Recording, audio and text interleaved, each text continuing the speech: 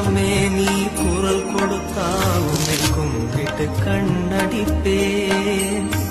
கோபுரமே உன்னை சாய்த்து கொண்டு உந்தன் கூந்தலில் மீன் பிடிப்பேன். வெண்ணிலவே உன்னை தூங்க வைக்க உந்தன் நிலவுக்கு சொடுக்கெடுப்பேன். வருட வரும் பூங்காற்றையெல்லாம் கொஞ்சம் வடிகட்டி அனுப்பி வைப்பேன். என் காதலின் தேவையை காதுக்குள் ஓதி வைப்பேன்.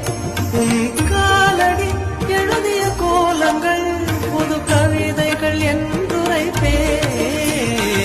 என்னவளே அடி என்னவளே எந்த இதயத்தை தொலைத்து விட்டேன்.